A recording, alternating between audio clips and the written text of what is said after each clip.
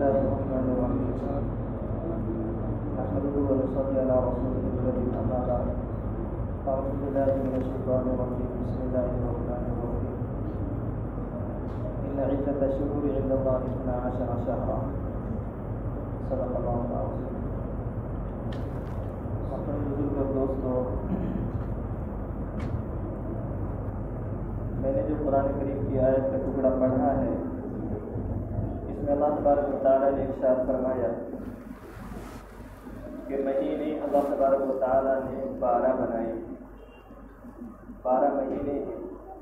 جب سے اللہ تبارک و تعالیٰ نے دنیا کو بنایا ہے، تب سے اللہ تبارک و تعالیٰ نے 12 مہینوں کو متعین کر دیا. اور جو آنے والا مہینہ ہے محرم الحرام،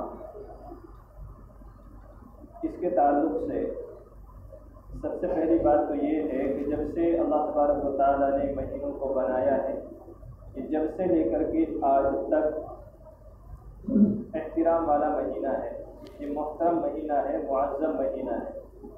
سب سے پہلی بات تو یہ کہ اس مہینے کے تعلق سے جو ہم لوگوں کے ذہن میں ایک بات بیٹھی ہوئی ہے کہ یہ منحوس ہے.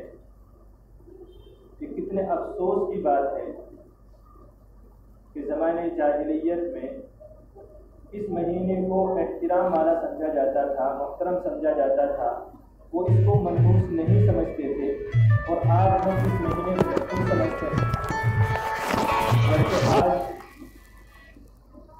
ہم اسلام والے ہیں، ایمان والے ہیں، اور وہ ایمان والے نہیں تھے. وہ زمانہ جاہلیت تھا، کفر اور شرک کا بول بالا تھا. وہ پھر بھی اس مہینے کو احترام والا سمجھتے تھے، منحوس نہیں سمجھتے تھے.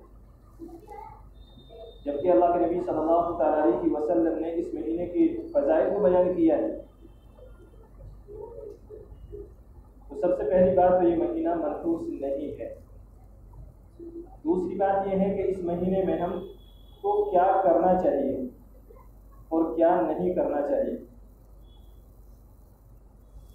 سب سے پہلے جو ہمیں اس مہینے میں کرنا چاہیے وہ یہ کہ ہمیں دعا پڑھنی چاہیے چاند دیکھنے کی.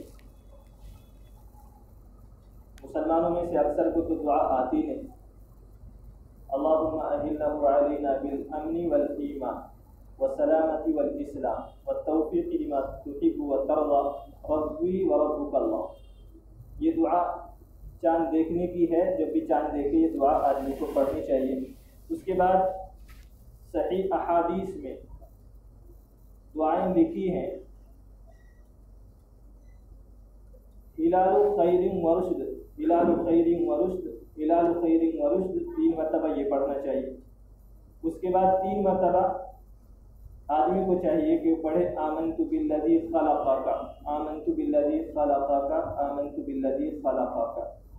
اس کے بعد احادیث میں دعا لکھی ہے کہ دعا پڑھنی چاہیے اللہم ادخلہ علینا بالامن والایمان والسلامۃ والاسلام وجوار من الشیطان ورضوان من الرحمن.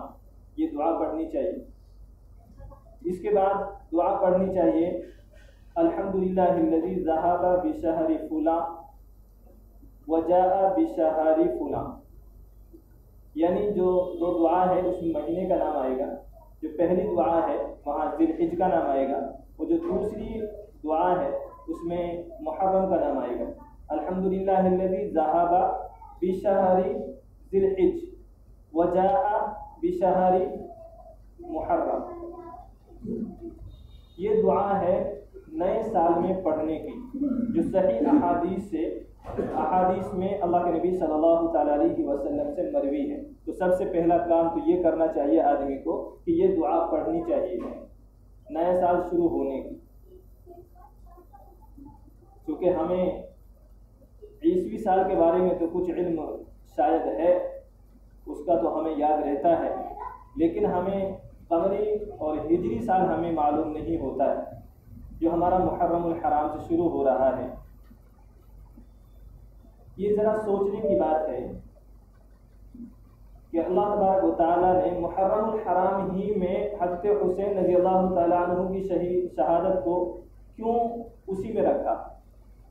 ہم اسی لیے اس مہینے کو منحوس شاید سمجھتے ہیں کہ حضرت حسین رضی اللہ تعالیٰ عنہ کی شہادت اس مہینے میں ہوئی.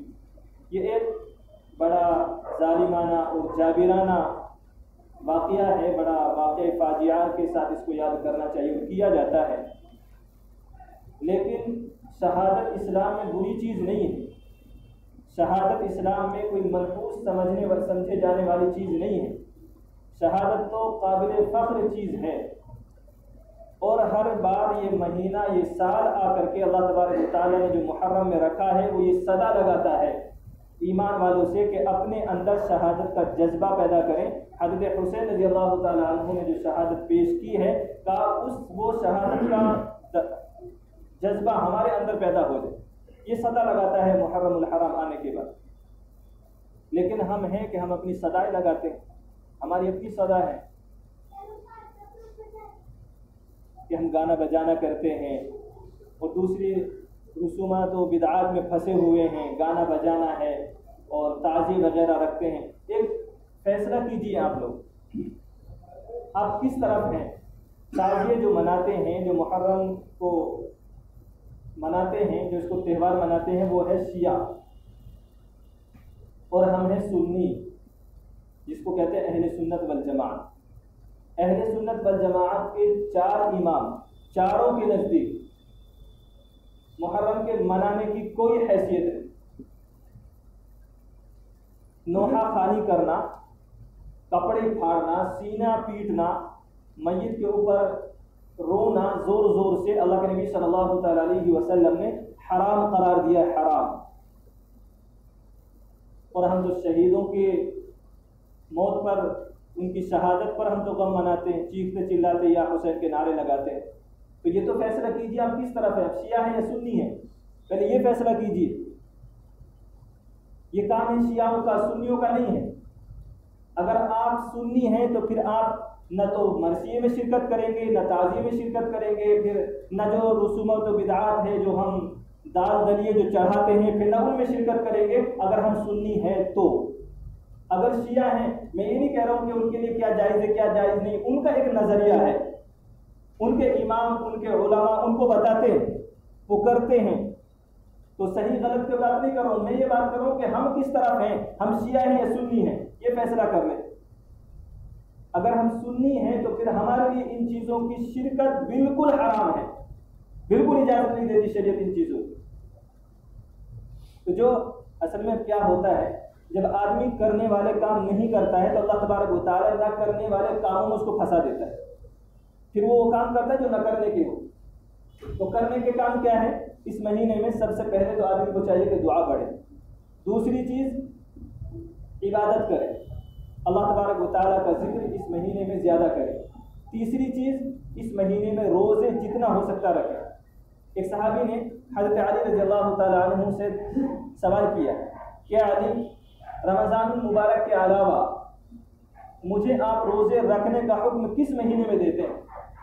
حضرت علی رضی اللہ تعالیٰ عنہ فرماتے ہیں کہ میں نے اللہ کے نبی صلی اللہ تعالیٰ علیہ وسلم سے سنا ہے کہ ایک صحابی نے ان سے معلوم کیا تھا، اور اللہ کے نبی صلی اللہ تعالیٰ علیہ وسلم نے ارشاد فرمایا کہ آپ رمضان المبارک کے بعد سب سے زیادہ روزے رکھنے کا اہتمام اگر کریں تو وہ ہے محرم الحرام کا مہینہ. آپ روزے رکھیں اس مہینے. رمضان المبارک کے بعد روزوں کی اہمیت اگر کسی مہینے میں ہے تو محرم الحرام کا مہینہ ہے. کتابوں میں آتا ہے کہ ایک روزے کا ثواب 30 روزوں کے برابر ہے. اور عاشورے کے دن کا یعنی 10 تاریخ کا اللہ کے نبی صلی اللہ تعالیٰ علیہ وسلم نے ارشاد فرمایا کہ اگر میں اگلے سال زندہ رہوں گا تو میں روزہ رکھوں گا 2 تاکہ یہودیوں کی مخالفت ہو جائے، ان کی مناسبت نہ ہو، یا تو 9-10 یا 10-11. تو عاشورے کے دن کے روزے پچھلے سال، گزشتہ سال کے پورے سال کے گناہوں کا کفارہ ہو جاتا ہے ایک روزہ. لیکن یہودیوں کے ساتھ مشابہت نہ ہو، اس لیے آدمی کو چاہیے کہ کم سے کم 2 روزے تو رکھ لے اس مہینے میں. 10 کے ساتھ یا تو 9 کو ملائے یا 10 کے ساتھ 11 کو ملائے، یا تو 9-10 کا روزہ رکھے یا 10-11 کا روزہ رکھے. ان کے علاوہ جو ہم کرتے ہیں اور جو دعائیں ہمیں بتائی جاتی ہیں، جو دعائیں میں نے پڑھ کر کے سنائی یہ 4-5، ان کے علاوہ جتنی دعائیں بتائی جاتی ہے یا جو طریقہ بتایا جاتا ہے وہ من گھڑت تو ہو سکتا ہے، قرآن و حدیث سے نہیں، وہ موضوع ہو سکتا ہے، وہ قرآن و حدیث سے نہیں۔ اب میں اور آپ اپنی گریبان میں جھانک کر کے دیکھیں، اپنی زندگی کو ٹٹولیں کہ ہماری زندگی سنت و بدعات پر گزر رہی ہے یا شیعوں جیسی زندگی گزر رہی ہے یا سنی جیسی زندگی گزر رہی ہے۔ اس کا محاسبہ کریں، میں کون سی لائن میں کھڑا ہوں، میں شیعہ والی لائن میں کھڑا ہوں یا سنی والی لائن میں کھڑا ہوں؟